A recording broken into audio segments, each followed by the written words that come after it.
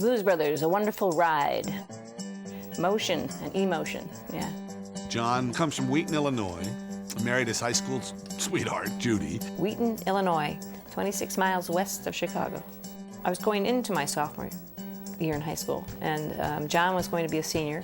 And we took out some boats, a group of kids, and we were having a water fight, and he came back and hit me with the oar and showed much concern. Phoned me that night to see how my arm was. It was okay, quick conversation. He phoned the next night and said, "How's your arm?" Got a laugh out of me, kept calling, "How's your arm, how's your arm?"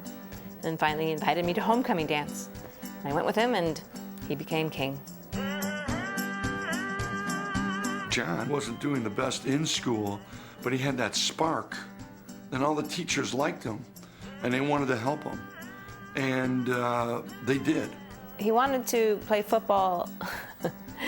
Originally, when I met him, that was probably his main goal. And he was very tough. He was a linebacker, but he was already beginning to get interested in theater.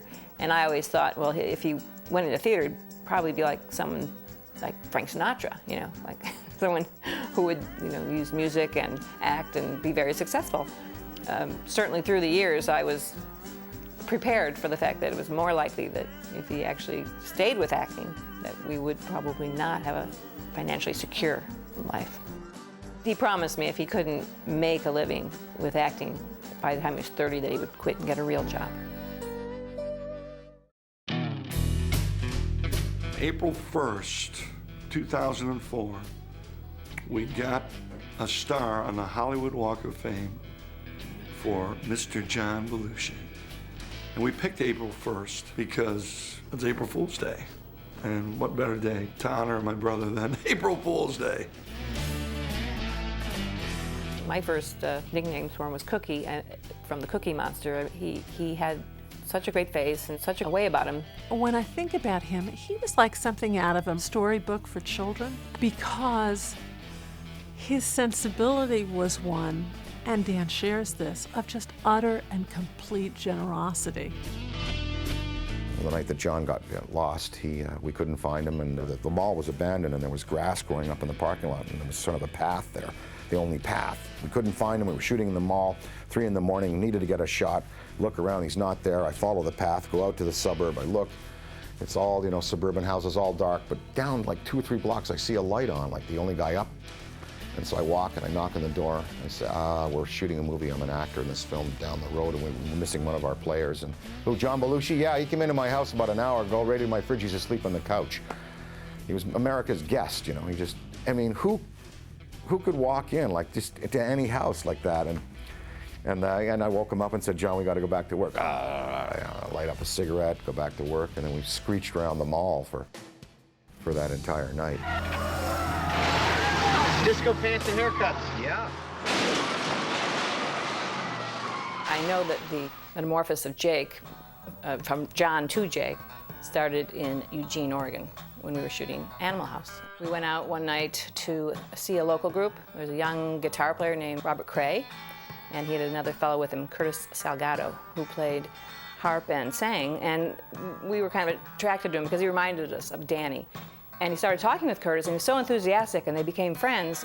And Curtis was this, I mean, he was 19, I think, and he was just an encyclopedia of blues and soul and rhythm blues, and he would come with armloads of tapes or records, and they'd sit and listen to everything, and then John started making tapes. He'd have his own tapes in his pockets and carrying them around, and the more that he got into it, the more he liked it, and started singing along, as he would. He always liked music.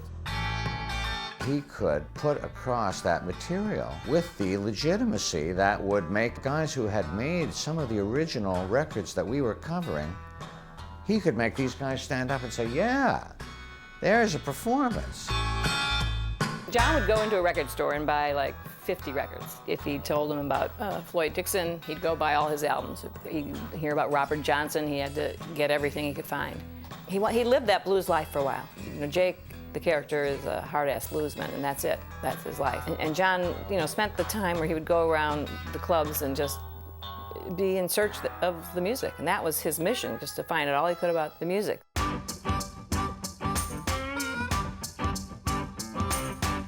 John used to always say in the concerts, I advise each and one of you to get out and buy as many blues albums as you can. John was much more disorganized than Dan. John was much more spur of the moment than Dan. They took a couple cross-country trips together over the Saturday night years, where just the two of them drove. And Danny says that he fashioned a lot of what came about the relationship when they drove, and even their relationship in general came out of those trips. And where John would always be yelling at him for driving too fast and slow down when he's trying to kill us, and doing those kind of throwaway things like the lighter if it doesn't work out the window. Where's the Cadillac? The caddy. Where's the caddy? John was an extremely gifted, larger-than-life personality, very, very funny, very, very sweet. To make the impact John did in such a short time is quite remarkable. He was brilliant on camera, kind of unpredictable in the rehearsal process, but then he would just ignite on screen. You were the backbone, the nerve center of a great rhythm and blues band. I don't think you can achieve the kind of heights that he achieved in his sadly short life without having that kind of drive. You can make that live, breathe, and jump again. I do have one personal story. My dad was a captain of a submarine in the Second World War. And John loved talking about that war. So on a trip coming out to LA, he was, of course, in first class, but could never sit still. And it just so happened my parents were in coach in the back of the aircraft. Those were the days where you could walk the airplane up and down, saying hi to everybody. And on one of these trips back to the back of the aircraft, my mom said to him, John Belushi? Yes, I'm Deborah Nadolman's mother.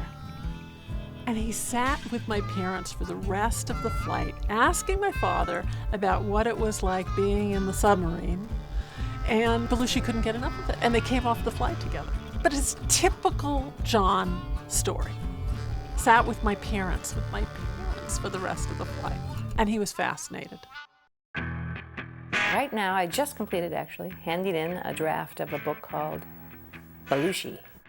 It's a compilation of interviews I started collecting a year after John died. It is just trying to tell the story that I believe, is reflective of the complex man he was. I thought when John died it was over, and here we are 25 years later. It's been an incredibly wonderful adventure the whole time. And of course, as I say, when I walk into my nightclub there, in Las Vegas at the top of the Mandalay Bay Hotel with the view of the Strip, do I think of Johnny or what? Wow.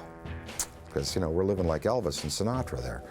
And wouldn't he love it, John loved a good time anywhere. He was a good man and a bad boy.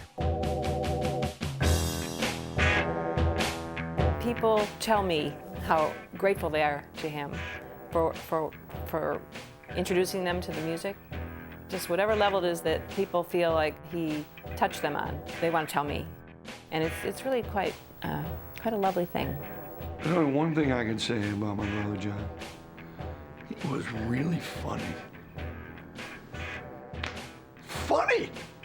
He had a funny face, he had funny expressions, he said things funny. I ran out of gas. I had a flat tire. I didn't have enough money for cab fare. My tux didn't come back from the cleaners. An old friend came in from out of town. Someone stole my car. There was an earthquake, a terrible flood, locust. It wasn't my fault, I swear to God! Just piss-ass funny.